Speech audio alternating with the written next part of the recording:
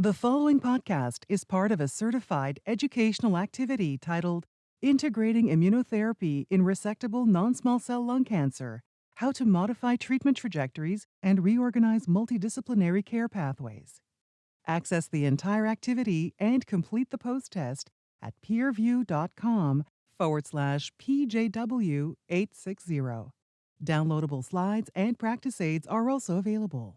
We're going to get started on our lunchtime symposium on integrating immunotherapy into resectable lung cancer, how to modify treatment trajectories and recognize multidisciplinary care pathways. I'm Jessica Donnington. This is Jonathan Spicer. It's our special morning today. You'll see us till you can't take it anymore, but hopefully we'll continue to have a great educational session. So our goals today are to enhance your understanding of the latest evidence supporting the use of immunotherapies, augment your ability to identify appropriate candidates for this, and improve the multidisciplinary collaboration to optimally integrate these therapies into the treatment plan for patients with resectable lung cancer. So what New Frontiers Immunotherapy, we're going to go over the core evidence for stage 1 to 3 resectable patients. So I think some of you or many of you have seen a table similar to this from me in the past. It really goes over some of the key information on both the neoadjuvant, periadjuvant, and adjuvant trials in this space. There is a lot of data. It has come out fast and furious, and I always talk a lot how much these trials are similar rather than they are different. The newest trial in this slide is BR31. This was just presented at ESMO. It is an adjuvant trial with durvalumab, and so far we have not really picked out significant populations with survival advantage to date. These are the protocols that have FDA approval. So you can see the Checkmate 816 in the neoadjuvant setting, both in POWER and Keynote 091 protocols using atezolizumab and pembrolizumab in the adjuvant setting. And now in the periadjuvant setting, we have approvals with durvalumab and pembrolizumab based upon the Aegean and Keynote 671 trials. So a lot of new data has come out, and what we've decided today is to focus on these 3 questions. What is the contribution of immunotherapy to overall survival in both quality of life and overall survival? How do the neoadjuvant and periadjuvant immunotherapy strategies compare? And how do we tackle some specific subgroups with each of these? And I think for the first part, I'm turning it over to Dr. Spicer. All right, thank you very much. First, so we're really going to focus on OS and health-related quality of life. So the only data we have in the adjuvant setting is from the Empower 010 regarding subgroups that have overall survival benefit. And the group that has the most benefit is the PD-L1 greater than 50%. The approval here in the US is for greater than 1%, but in places like Europe, Canada, and a few other countries, it's only in the 50% or greater, because if you were to look at the 1 to 49, you see that these curves actually overlap quite a bit. But it is a not subtle effect in the 50% or greater. And for your patients who happen to go up to upfront resection, are able to get at least 1 dose of adjuvant chemotherapy, the receipt of a year of atezolizumab is clearly of great benefit to those patients in terms of prolonging their life, and that's important. What about the pure neoadjuvant trials? So we reported on the 4-year outcomes from Checkmate 816 back at ASCO this June. These are the longest follow-up data we have from any of the neoadjuvant or perioperative trials. And the difference is sustained. So you have 71% overall survival at 4 years versus in the neoadjuvant chemo nivolumab versus a neoadjuvant chemo, which is at 58%. These are great results for populations primarily composed of stage 3 and 2Bs. But it is not yet statistically significant, and it may not end up being statistically significant when we come to the final 5-year analysis. You can see the hazard ratio is 0.69, but we have not crossed the boundary for statistical significance. I think it's a clinically important difference. You see early separation of the curves, but it was a small trial of 358 patients and maybe just underpowered. I'll remind you that overall survival was not in the primary endpoint of this study, and so some of the alpha is consumed for the analysis of PCR and EFS, which were the primary endpoints, dual primary endpoints for this trial. Lung cancer-specific survival seemed to be improved as well. Again, 79% versus 66% with a hazard ratio of 0.62. We have data on OS that was presented in relation to the recent ODAC with the FDA and the approval of the AGN regimen. This is a trial for which the primary endpoint was pathological response and EFS. So OS was a secondary endpoint, and it's not yet statistically mature. I think there's only about 35% of the population is mature enough, and so I suspect this will continue to evolve in a positive trend, but is not yet statistically positive for overall survival. The lung cancer-specific survival seems to be improved with the receipt of durvalumab, but this is an endpoint that's not quite as robust, of course, as overall survival. So Keynote 671, as you may have heard earlier this morning, is the only trial using immunotherapy in any fashion for resectable non-small cell lung cancer patients to be positive for overall survival in the intent to treat population. This is all comers. This is at the 36-month second interim analysis, and we have 71% overall survival at that landmark versus 64%. And you can see there's still a lot of censoring on those curves, so we hope that it'll continue to mature in an even more positive and showing even further benefit over time.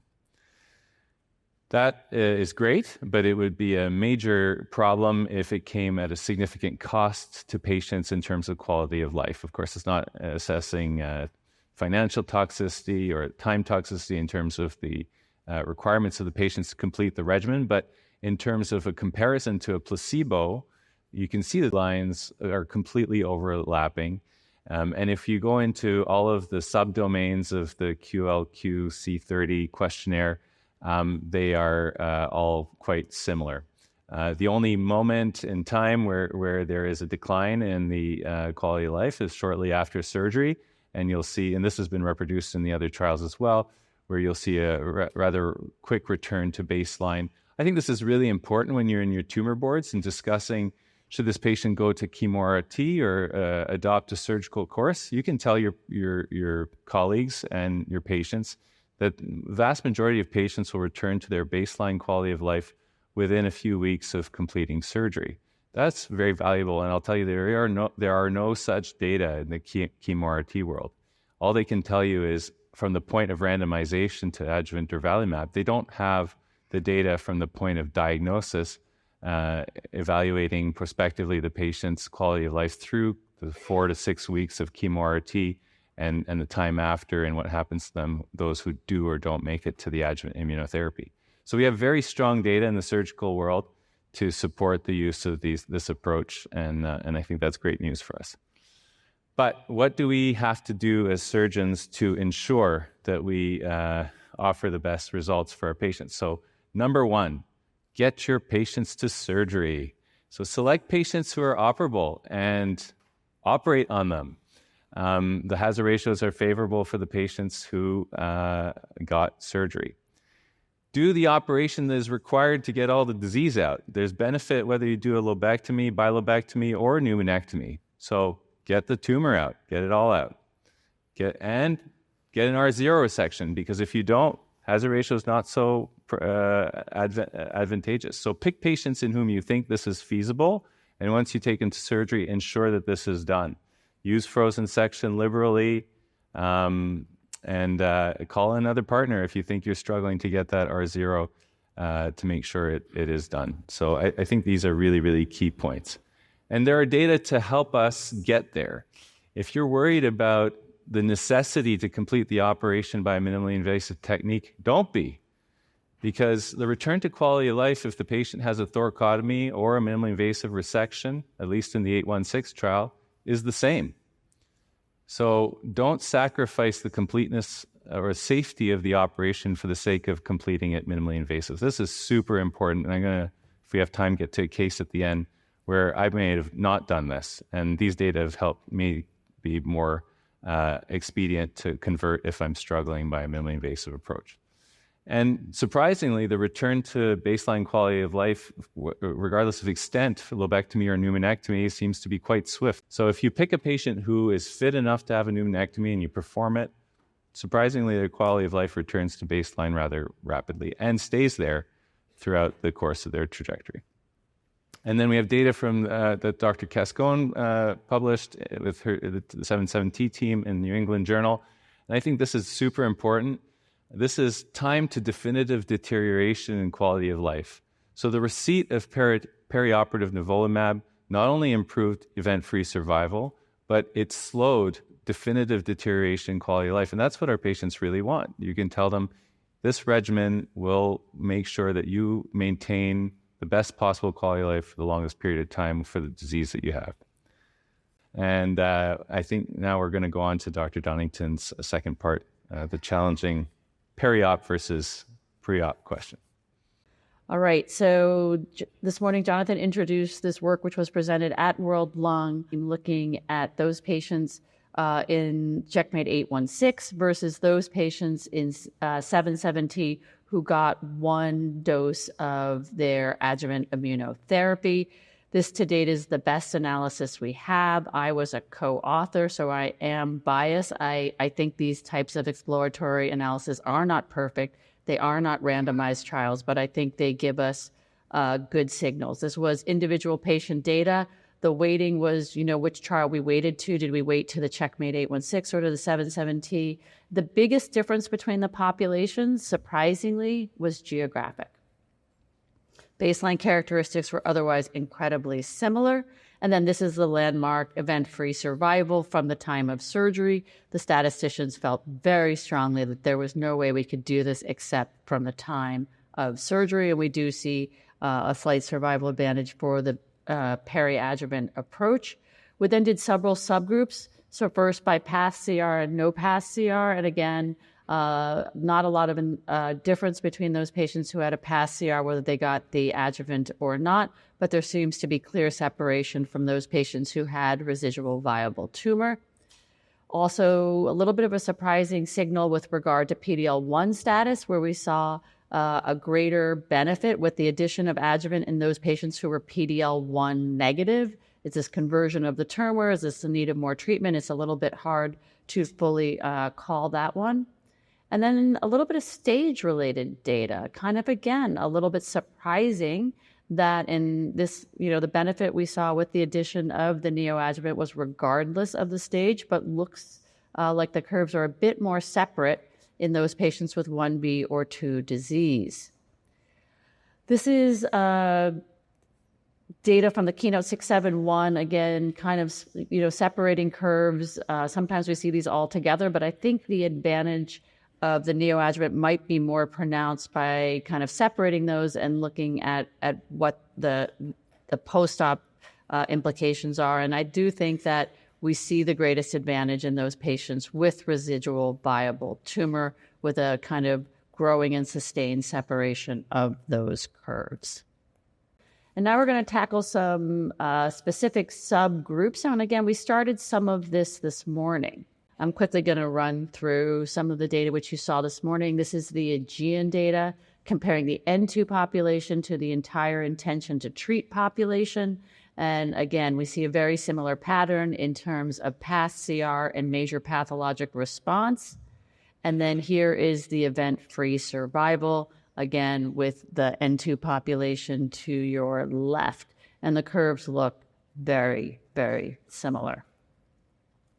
This is the surgical data, which I did not show you. It's super small, but I hope you can see that we really didn't see any difference in the type of surgery performed, complications related to surgery, extent of resection, and completeness of resection. They appear to be quite similar between the N2 and broader population.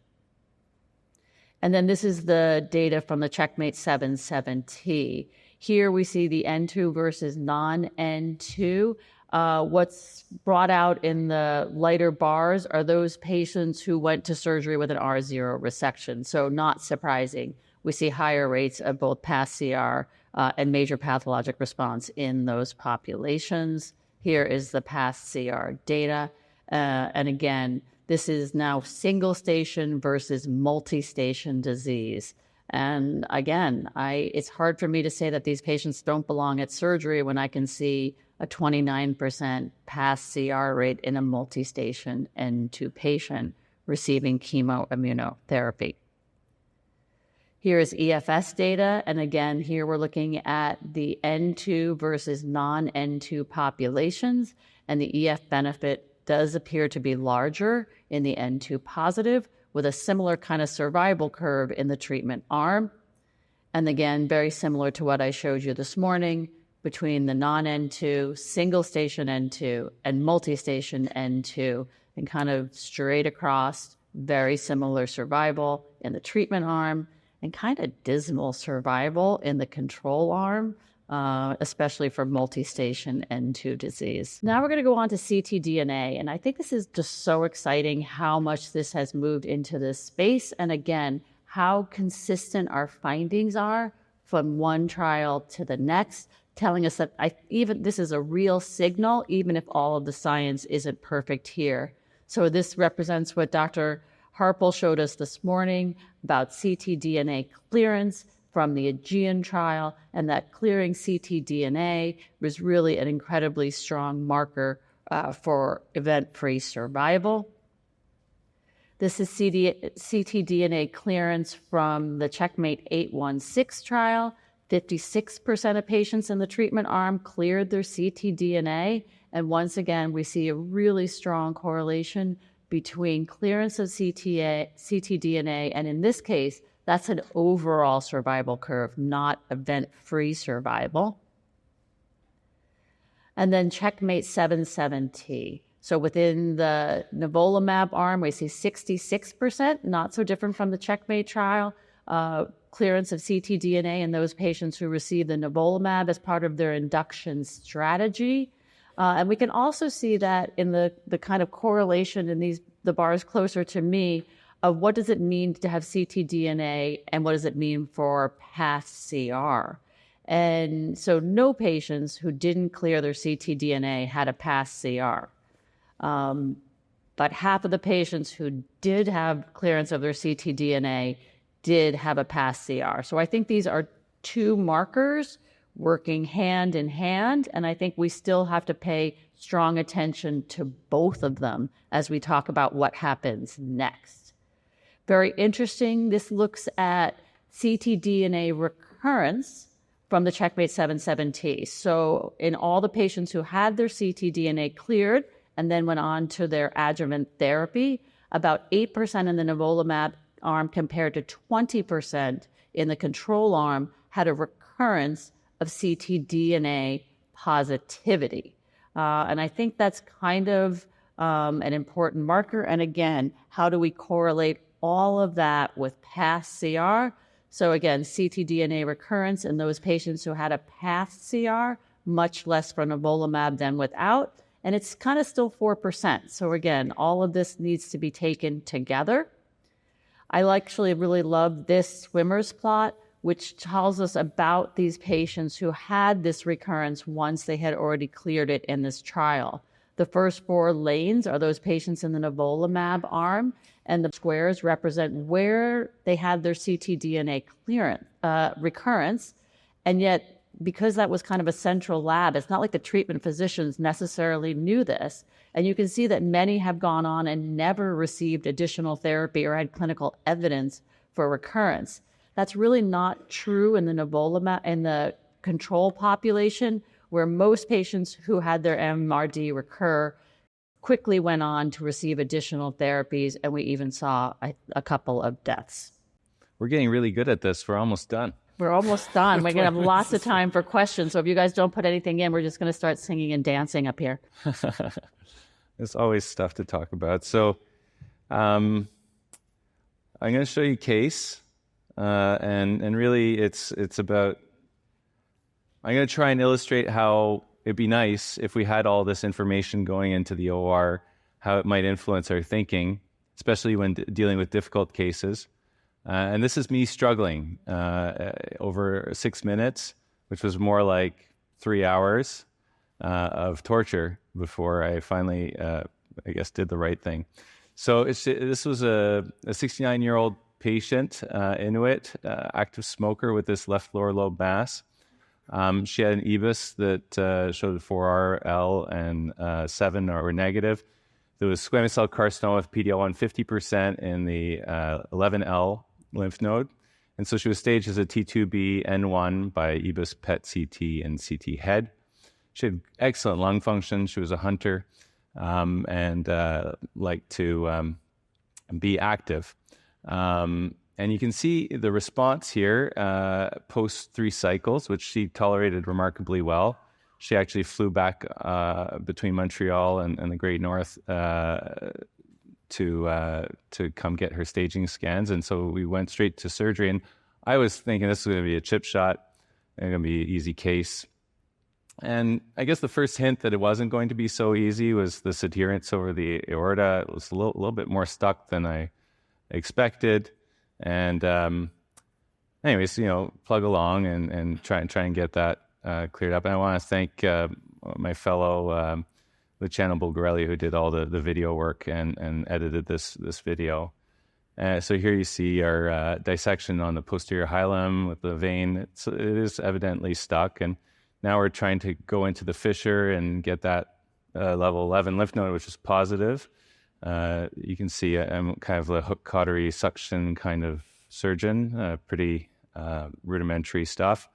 This level 11 looked great, and we'll see, we'll take it out in a moment. It's a little bit stuck on the upper lobe, so we fired a stapler to get that cleared off. And right now, at this point, I'm like, this looks like it'll be a MIS case, and we're not really terribly concerned. That lymph node's coming off nicely, and I'm trying to complete the fissure posteriorly, and just sort of gently pushing the PA down to complete that. It was nice that she had a actually friendly fissure. So I was, everything was going according to plan so far. But I started to wonder, so you start integrating the piece of information that you have. You have a partial response on the scan. The patient has PD-L1 50%. So there's a possibility that this patient has a PCR. It's actually a pretty high probability. And should you let that information influence you operatively or not? I'm just going to, here we remind you of the post-induction scan showing this level 11 lymph node that is sizable and hasn't really responded super well. And maybe I underappreciated that when I briefly looked at the scan before going into the OR. And here we are trying to sort of yank out that lymph node. And at this point, I thought it'd be useful to know if this, because it looks like it's a bit stuck on the PA back there, useful to know if this lymph node has disease in it. So I sent it for a frozen section, and that frozen section came back negative. But you can see there's like some white stuff there, and it doesn't look good. And could there be something that might be positive back there? I'm struggling to create a plane between the bronchus and the PA. So I tell myself, okay, let me take the vein. Maybe with get better exposure, I'll be able to separate that. No go. So at this point, I'm like, okay, I'm not going to persist here without getting some control. And I think if you're going to do these things minimally invasively and you're starting to get into a dicey situation on the PA, it's wise to try and get control. So here I am getting level 5 and then dissecting above and below the left main PA so that if something terrible happens, it's relatively easy to get control and convert under control. So you can see that's kind of, for me, that's enough that if something terrible happens, I can at least get a clamp on. And onwards. impossible with the hook or even Bovie to really clear this off. So start going with some scissors. And I think if you're a good robotic surgeon, this is probably a case where, the improved dexterity would be nice to have. But I'm not making any progress. So I tell myself, maybe if I open, hours are going by now. Now it's starting to take time. And I said, well, I'm really stubborn. Maybe I should try and sharply divide the bronchus. I'm a little embarrassed to show you guys this, to be honest. But anyways, learn from my mistakes. So let's divide the airway and see if that will give us a view to the back of the PA, which sometimes it does. And this is what I would do open if I was struggling. And so here we go, being a little bit more bold, trying to cut things that I don't know what they are.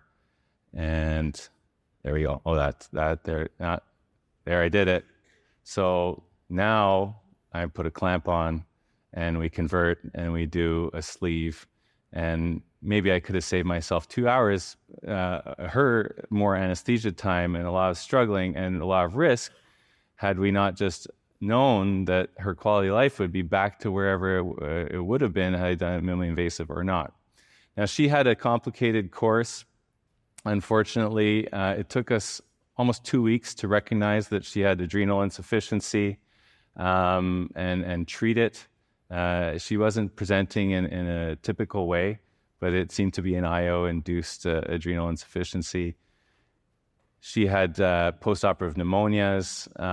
She was in the ICU getting bronched and cleaned out. Could she have had an easier course with a pneumonectomy? Maybe. And so all these decisions are really torturing us in the operating room. If she had cleared her ctDNA, would that have influenced maybe the approach? All these added pieces of information, I think, are bit by bit going to infiltrate our practice and inform the decisions we make when we take these patients to the operating room. So there's no big lessons learned here, but I think my takeaway is when I have these complicated cases, I'm much more prone to convert early than I might have been a year ago. And it's great exposure for the fellows to do some open cases, and the patients do just fine.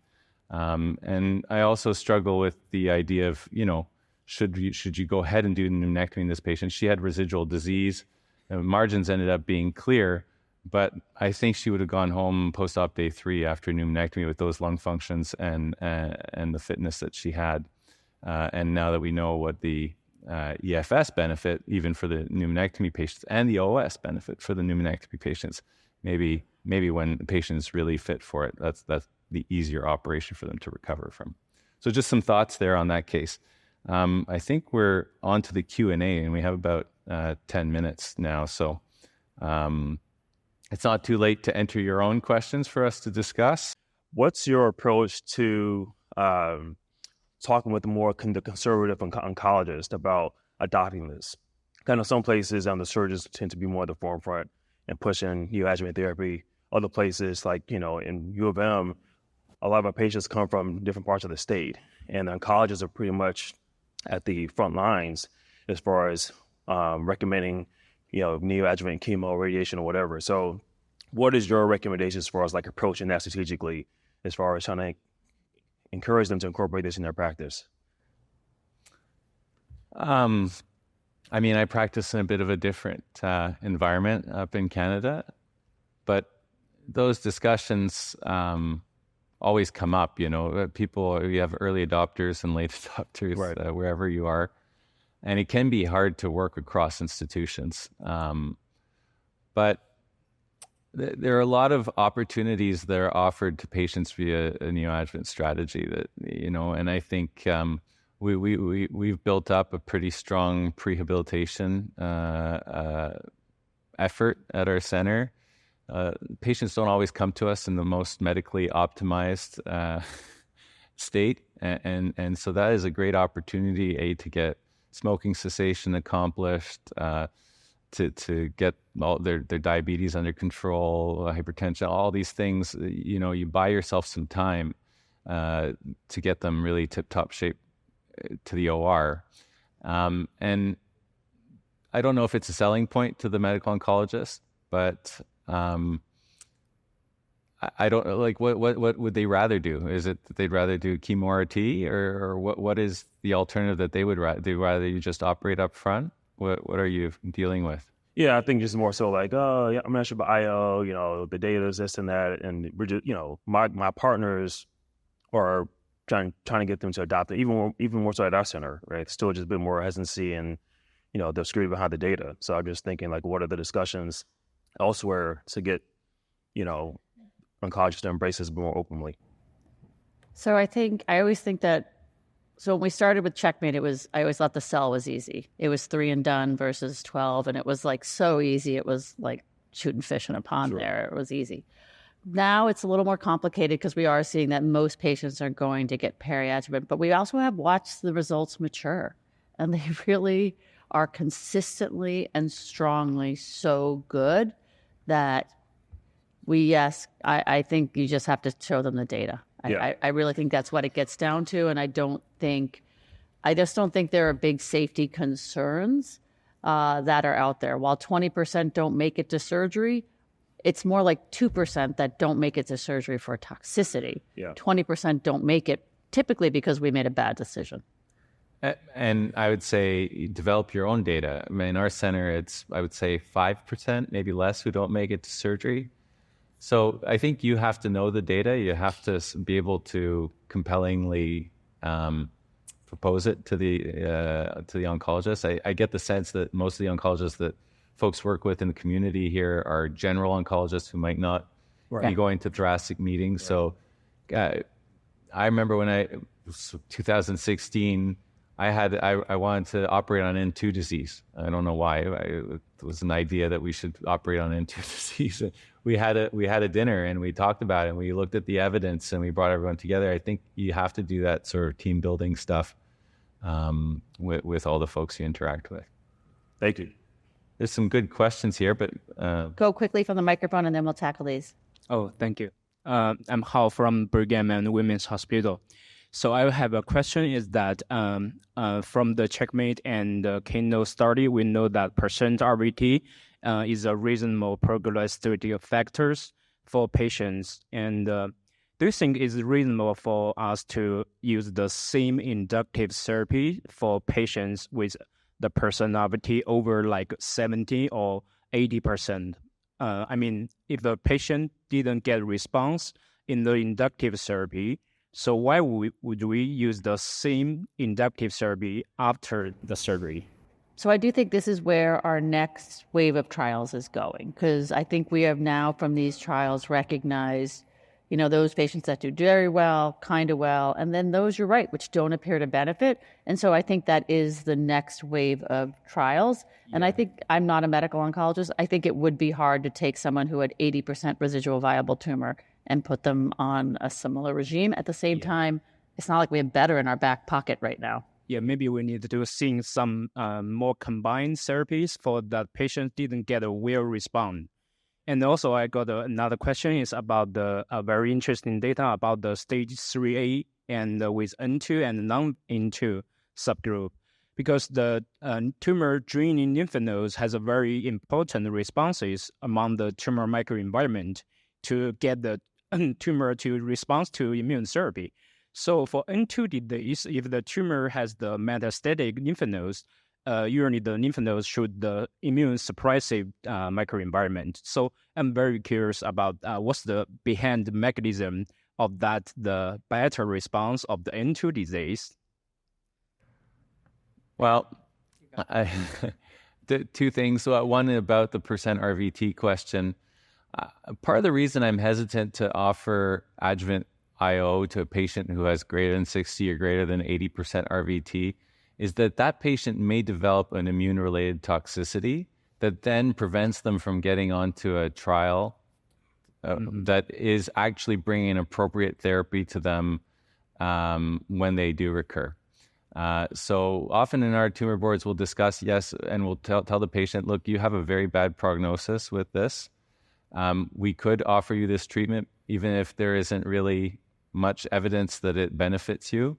The alternative would be to enjoy the time you have And when it comes back, we will get you on a metastatic clinical trial that is appropriate because they have failed the first-line systemic therapy for metastatic disease. And I think it's better to accept that, not induce more toxicity, and then prepare the patient. Of course, trials that are dedicated to that are important. I don't know if you have an answer for the end too. I mean, I think these patients are exposed to a lot of neoantigen. They have a lot of opportunity for interface between their immune cells and the tumor, and seem to respond just as well as those patients with N negative. But maybe we'll get on to... Is this your question that asks about leaving them in for adjuvant therapy? You mean my question on the QR? Yeah. Actually, the third question. I think I'm curious about the lymph node dissection during this neoadjuvant immunotherapy stage, because if when we after the inductive therapy we restaging the patients and got the negative results of the lymph nodes, do we need to do a systematic lymph node dissection with that negative positive lymph nodes? So I think it's a couple of things. One, I typically don't invasively restage my patients after induction therapy. I simply go right to resection. I don't really know at that point if leaving the lymph nodes in helps them better respond to their next round of immunotherapy or not. I think that's pretty, I don't want to say it's out there, but it's experimental. It's very experimental. And I think the prognostic value from the lymph node dissection far outvalues that. Yeah, it's just from like animal studies and basic science, but maybe not for human right now. Not right yet. All right, you got Dr. Miller behind you. Jonathan, just great case. Thanks for showing that. Linda and I was about ready to have a heart attack right when you had that cut right there. My question is that like on that patient, and I think we talked about this at World Lung a little bit, what I've seen is when they've had N1, N2 disease, and you repeat their PET before you go to surgery, and if those nodes are positive still on PET, I've been able to do that more minimally invasively so it's not as desmoplastic. But if they have no activity at all, there is so much fibrosis, desmoplastic reaction, and I'll tell the patient, you know, there's a 10, 15% chance we'll have to open. So going into that, and just like in your case, was those nodes still positive, or were they negative on PET? Or so we didn't repeat a PET. When we did the ISLC recommendations, we didn't insist. We said PET, obviously you can do it, but we didn't say that you have to do it, because you would have to do about 20 PET scans to find one patient with metastatic progression. But I agree with you. I think there's actually a lot of information in the PET that we're not sourcing. And I think we probably should be doing them more on a research basis. I can't give you data at this point to say to what extent it's informative. Right. Well, I guess, I mean, I think what you're saying is valid, and I think evidence from Mara Antonoff from MD Anderson, not with chemoimmunotherapy, but just with induction chemotherapy. And they said, you know, what were those things that put us at risk for a bad and challenging resection? And response to therapy was one of them. So big N1 disease, response to therapy, those were the things. And I do have a very different discussion with my induction patients than without. And we talk about you could get open, you could get this, you could get that, because I think this is still real risk in what we do. And I don't want to feel bad about conversion. I don't want it to be a sin. Okay. And then also, too, I had a question which I'd sent in about related to smoking after surgery. Because what is the effect of the adjuvant immunotherapy when someone continues to smoke?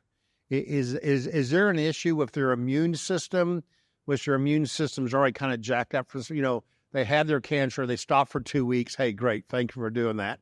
And then they start smoking again, but also they're getting adjuvant therapy afterwards. Is there...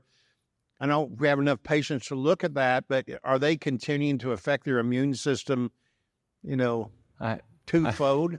It's a super interesting question. I have, unfortunately, too many patients who continue to smoke through their neoadjuvant therapy, and I'm